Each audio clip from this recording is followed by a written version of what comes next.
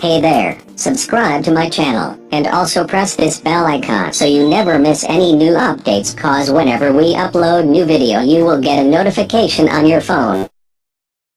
You will hear a number of different recordings, and you will have to answer questions on what you hear.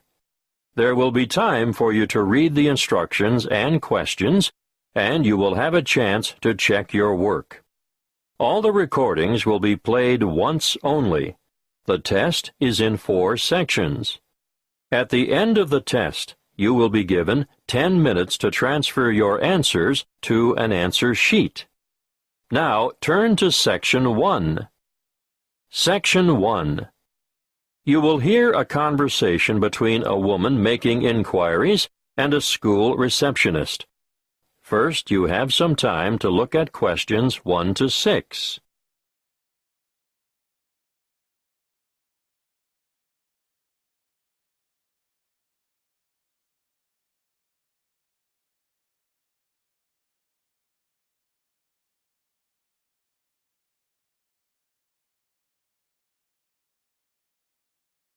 You will see that there is an example that has been done for you. On this occasion, only the conversation relating to this will be played first. Good afternoon, Estelle speaking. What can I do for you? I was told that the school holds, adult education classes. Yes, it does. We run 7 a week, 3 on Tuesdays and Thursdays, and 1 on Wednesdays. The receptionist, Estelle, says the school holds 7 classes a week, so 7 has been written in the space. Now we shall begin. You should answer the questions as you listen, because you will not hear the recording a second time. Listen carefully and answer questions 1 to 6. Good afternoon, Estelle speaking. What can I do for you? I was told that the school holds, adult education classes. Yes, it does. We run 7 a week, 3 on Tuesdays and Thursdays, and 1 on Wednesdays. Are they all evening classes? No. Because of the number of people who work shifts these days, we've found there's quite a demand for day classes as well. Well, I don't work, and I really want to get out and meet people, so daytime or evening would suit me. What is it you're particularly interested in? Oh, anything really. Okay. On Tuesdays we have a writing workshop for those people who've always longed to write but are hesitant about putting pen to paper. It's an evening class and runs from 6 to 7:30, but there is a restriction on numbers. Oh! Yes. The tutor has advised us to restrict participants to a maximum of 10 per session, so I'll have to check and let you know if there is room for you. Thank you. Also, on Tuesdays, there is a book club designed for older adults looking to be inspired, to learn and share insights with one another. Are there any restrictions on that? Not really, but you'd have to be able to read the prescribed book each week. You have to read set books, do you? Yes, and keep up with the others by finishing 1 a week. I understand. What else do you have? There's a history group on Tuesdays as well, run by a researcher and historian who provides a fascinating glimpse for you into the lives and society around this area 100 years ago. I don't think so. Well, what about Scrabble Club on Wednesday? It's extremely popular, you know. Sounds good. What time? 2 to 3:30 in the afternoon. Yes. I think I could manage that. Well, if you like Scrabble, you might like to join the chess night on Thursday evenings. It's more for serious players, though. Unfortunately, I don't play chess. Would you be interested in cake decorating? Well, I do enjoy baking from time to time. Have you thought about decorated cakes, though? You know, they make a wonderful focal point of any special celebration. Maybe not. Before you hear the rest of the conversation, you have some time to look at questions 7 to 10.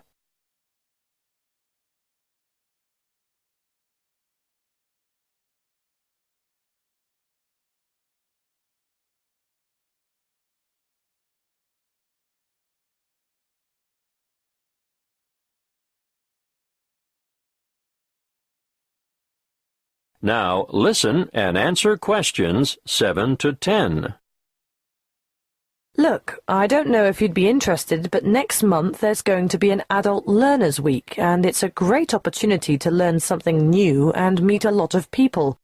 All the events are free, but booking is essential. What are the events? I'll give you a brief rundown, and if you decide there's something in it for you, I can send you all the details.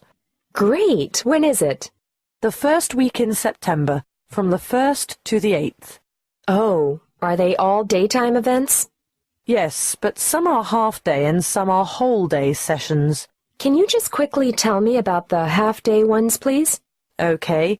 The Techno Expo will help you work with social networking tools, and you can learn more about online privacy and security and online entertainment. That's Monday the 1st. In the morning? Actually, it's after lunch, from 1 to 4:30. What else is there in the afternoon? Well, on Wednesday, there's work-life balance, understanding how to assess what you really value, the importance of balance and harmony in your life, and how to achieve it. That's another one I'd like to go to. Are there any more? No more half-days in the afternoon. Wait a minute. There is a poetry event. What does that entail? Writing some inspirational poems and sharing them with the class. No, thank you. I'm not going to read my poems to other people. I know what you mean. One more thing. Can you tell me where all the events are being held? Yes, all the workshops are at the Central Library. Oh, good. That's handy. That is the end of Section 1. You now have half a minute to check your answers.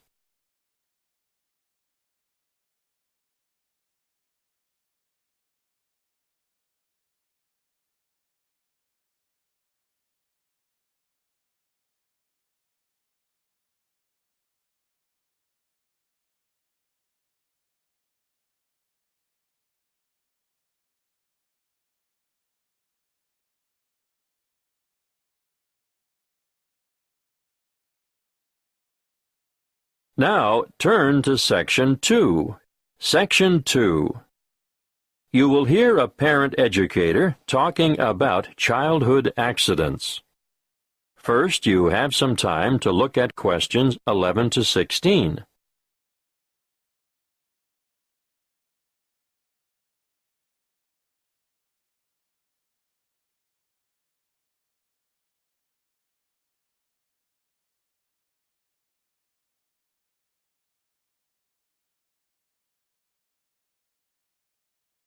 Listen carefully and answer questions 11 to 16. I'm sure you are all aware that babies, infants, and children are exposed to an enormous number of potentially serious accidents all the time. Accidents where vehicles are involved are always awful, but particularly so when children are injured. Now, of course, most should never happen, but unfortunately, the casualty lists increase every year. It still surprises me that so many youngsters fall from shopping carts, for example.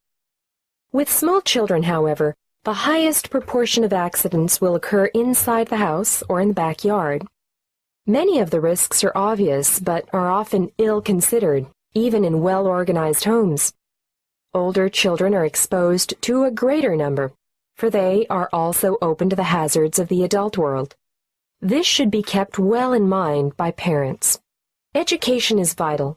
There are some very good television shows which do the job quite well, but children should be educated from the moment they learn to crawl, and so I'd say the best teachers are parents, who can instill safety habits in the responsive minds of their children by constant repetition. In this way, they will gradually learn to avoid the danger zones. Of course, if they go to preschool, there'll be fewer hazards there, but I'm going to cover a few of the important household areas now. Firstly, kitchen hazards. The family kitchen is actually no place for a child, although children may spend a lot of time there with their mothers. All I can say is never leave saucepans on stoves with their handles jutting out, It's easy for little hands to seize hold of them, and adults can even catch themselves on them too. Scalding is a serious issue for grown-ups and children alike. If you are transporting dangerous items about the kitchen, always look to see where children are standing. Hot items are naturally high risk. Cooking with an infant at your feet can be very dangerous. Be careful with sharp and heavy objects as well. And not the least of dangers is treading on the child, or their hands or feet at any rate. Let's move on to poisoning now. An amazing number of household items are potentially lethal to babies but are often carelessly left around. Bleach, drain cleaner, and similar items should be kept out of reach of infants, who have no idea of their risks. And a word of warning here, never reuse juice bottles as containers for lethal fluids, and never leave these items within access of infants. Playground equipment deserves a mention too. Even in the most skillfully designed playground, accidents occur. We all enjoy the seesaws, but do make sure that they are evenly balanced. Personally, I don't understand the attraction of the roundabout. It makes me feel sick to my stomach, but the little ones enjoy the ride. Swings are great fun, but children just don't understand the danger of a swing suddenly coming back and striking a standing child. The results are often big bruises or even broken bones. Fractured skulls are the worst playground injuries I've seen, and these are common when young ones fall from a height such as the top of a climbing frame. I think the slides are much safer. Whatever your preference, though, be sure to keep a watchful eye on your children in the playground.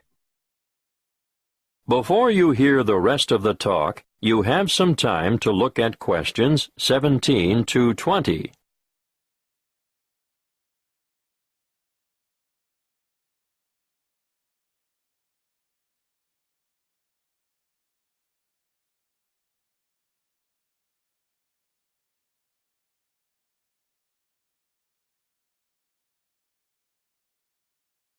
Now listen and answer questions 17 to 20. We're up to bath time now. You know that you should never leave a baby alone in a bath, because it's possible for babies to drown in a few centimeters of water. But how many of you have been tempted to go and grab the phone when it rings? My advice to you is to let it ring. And remember when you're filling the bath to put cold water in before the hot to prevent severe scalding, in case baby climbs in before it's ready. Moving on to electrical dangers, first of all, power points. These have a fascination for toddlers, and they'll shove things into the holes like hairpins, nails, screwdrivers, you name it. Points should always be fitted with protective plugs to prevent this. Teach children to respect all electrical appliances because they are all potential hazards. Do I need to mention cigarettes? Unfortunately, I still see parents smoking in spaces where their children have to inhale the cigarette smoke. We all know the dangers of secondhand smoke. But even leaving a packet of cigarettes within reach is dangerous because eating just one cigarette may poison a small child. If quitting the habit is too difficult, please ensure all tobacco products are kept out of reach and smoke outside. Lastly, given our cold winters, I need to warn you about heating systems. Open fires and heaters must be covered by protective devices. Even radiators and other sources of heat, which are attractive to children, can cause a nasty burn on sensitive young skin. Remember, there is never a good time to leave infants by themselves in a room where there is an unprotected source of heat. That is the end of Section 2. You now have half a minute to check your answers.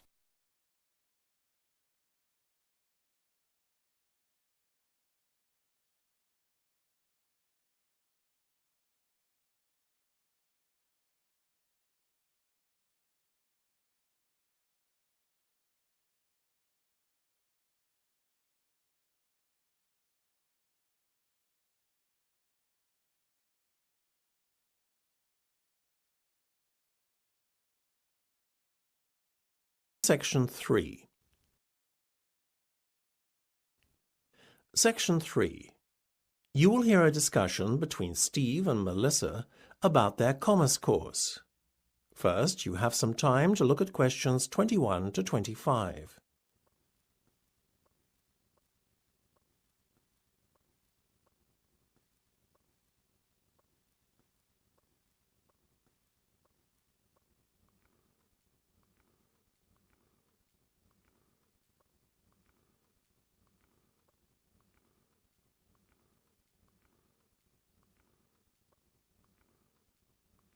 Now listen carefully and answer questions 21 to 25.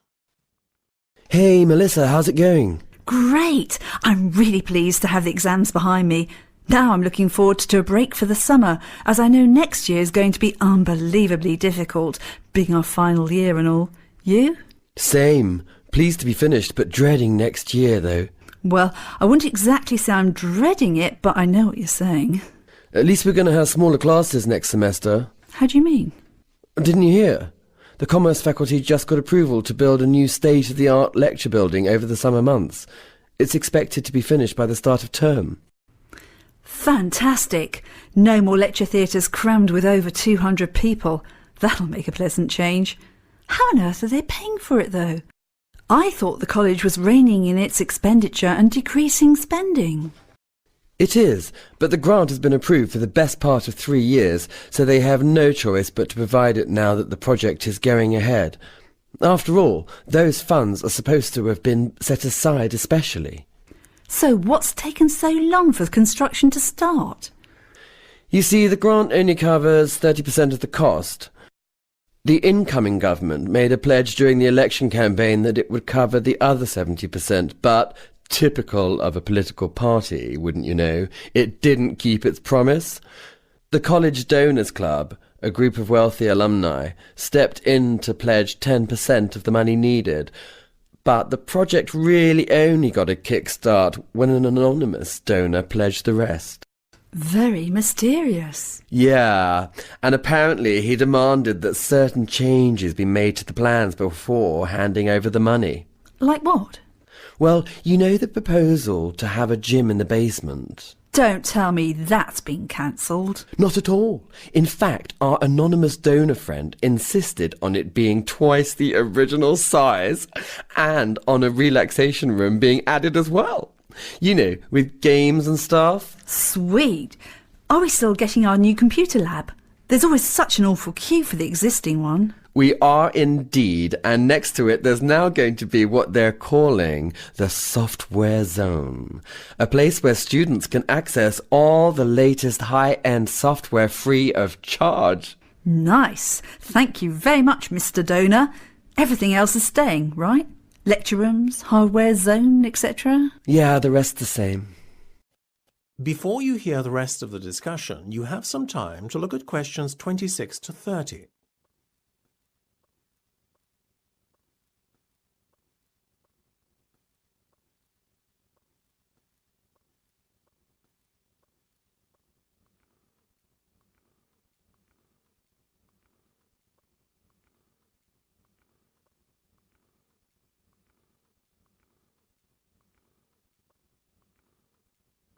Now listen and answer questions 26 to 30.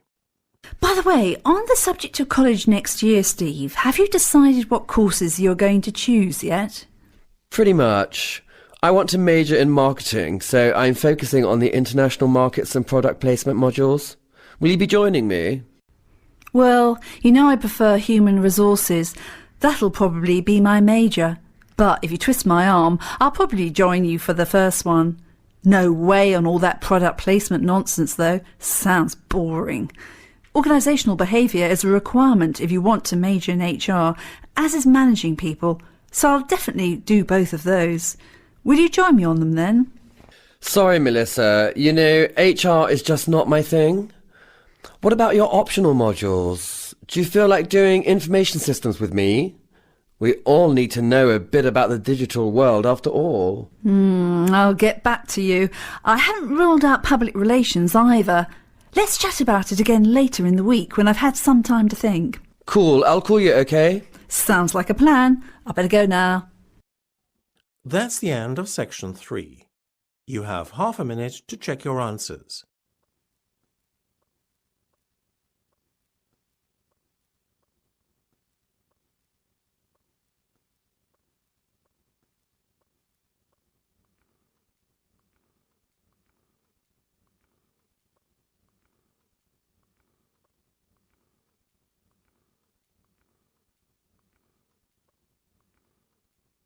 Now turn to Section 4.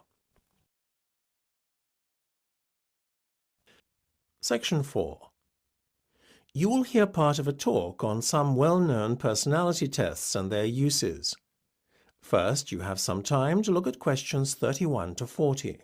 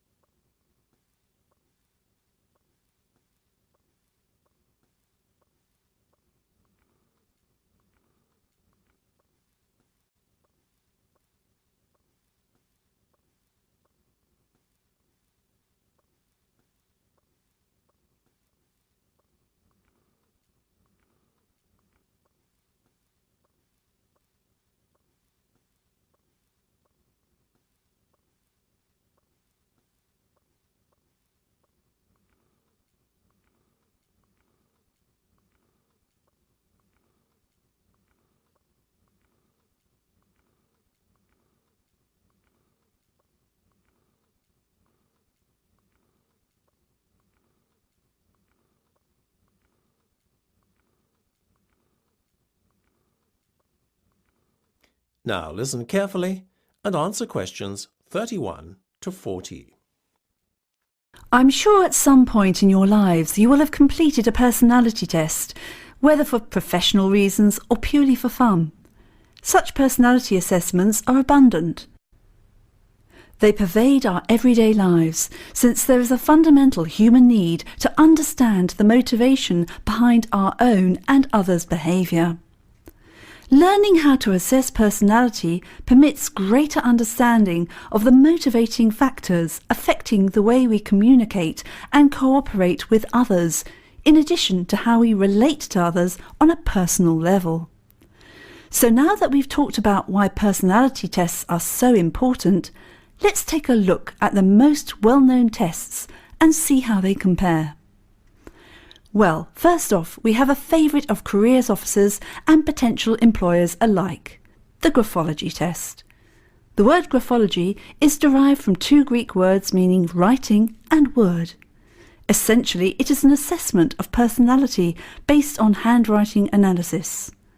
How an individual dots his I's or crosses his T's, in addition to whether writing is slanted or level, is believed to be indicative of the individual's personality. Whatever your opinion may be of this method of personality assessment, at least it has stood the test of time.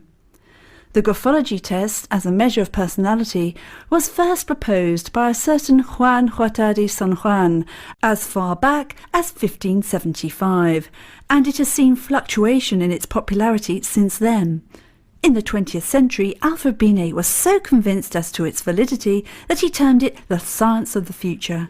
And indeed today, it is still a very popular method of personality assessment. Its validity, though, as a measurement of character, is dubious. The British Psychological Society has even gone so far as to rank graphology alongside astrology, giving them both zero validity. A major problem with the test is that an element of subjectivity enters the assessment of certain criteria in the test, such as harmony and style of writing. However, in its favour, the test is relatively quick and easy to administer. Next, let's look at the Rorschach or inkblot test, which is one of the better-known tools of psychological assessment. Popularised in party game versions of the test, the Rorschach test has received mixed reactions amongst psychologists. Whilst many dismiss the test as a pseudoscience, it is nevertheless used by prestigious mental health organisations such as the Tavistock Clinic as a valid tool for personality assessment. Admittedly, assessing someone's character based on their reactions to a series of inkblots on pieces of card might seem somewhat ludicrous.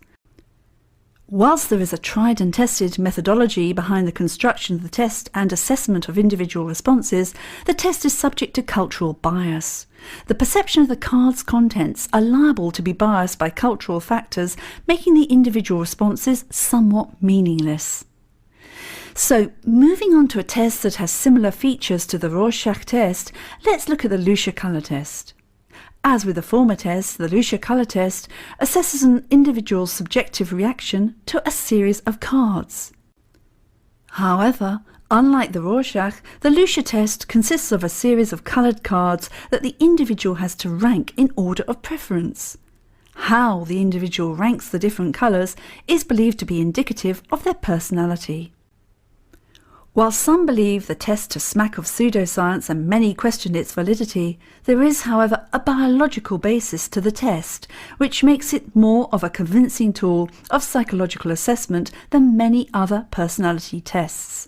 Certainly, its use by psychologists and doctors, as well as authorities such as government agencies and universities to screen their candidates, would seem to be a strong argument for the validity of the test. A major plus to this test is that it is so accurate that it is even sensitive to mood change. Individuals, therefore, taking the same test at different periods of time will see a correlation between results and mood. Finally, I would like to refer to the TAT test, or the Thematic Apperception Test, to give it its full name. On the face of it, it is a very simplistic test. As with the Rorschach and Lucia tests, the individual is dealt a series of cards. However, on these cards are depicted a series of ambiguous scenes involving groups of people. The individual is required to make up a story about each, and the individual is then assessed based on the content of each story.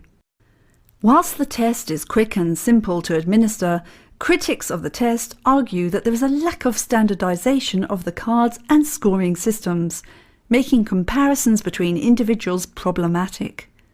This, therefore, undermines the validity of the test. Nevertheless, the TAT test is still used as a tool in fields as diverse as psychological research into occupation preference and partner selection and forensic examinations to evaluate crime suspects. It is therefore a matter of individual preference as to which test is used when employed for professional reasons. All these tests, though, have their benefits and their drawbacks. No one definitive test exists that provides 100% accuracy in assessing personality. That is the end of section 4. You now have half a minute to check your answers.